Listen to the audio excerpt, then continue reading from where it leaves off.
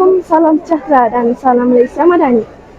Bersama saya, wartawan Imanina dari TVPSS SMK Kubang Bemban. Hari ini telah berlangsungnya majlis peluncuran Hari Kemerdekaan pada tahun ke-69. Saya serahkan ke wartawan di lokasi kejadian. Silakan.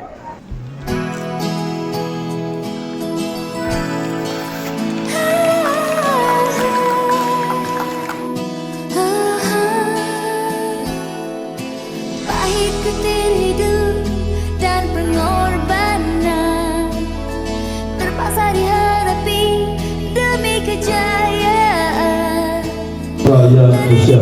Akhir sekali dengan lafaz mulia Bismillahirrahmanirrahim. Tema yang dipilih Malaysia Madani Kesejahteraan Dinikmati bermaksud aspirasi kerajaan untuk memastikan hasil kemajuan, kestabilan dan kemakmuran negara dapat dicapai secara adil dan menyeluruh oleh setiap lapisan masyarakat tanpa terkecuali.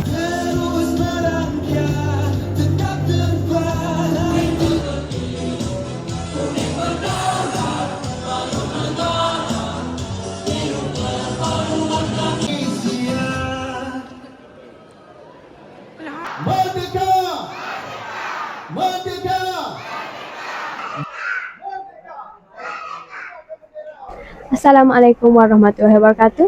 Saya bersama Umi Nurhaniza sebagai guru penyelaras program pada hari ini. Umi, mengapakah program sambutan Hari Kemerdekaan ini diadakan sepanjang tahun? Okey.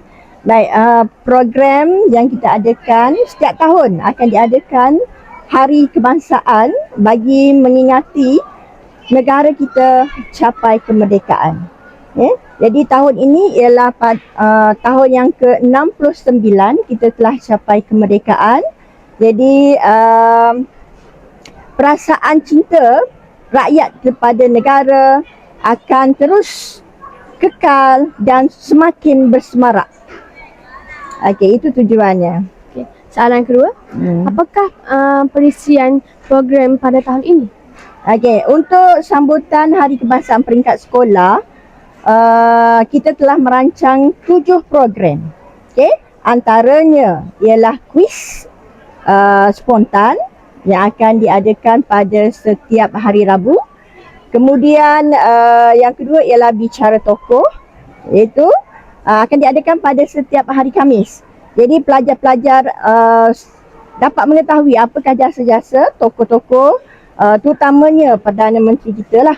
Okey. Seterusnya aktiviti yang kita buat ialah pertandingan kelas, keceriaan kelas merdeka.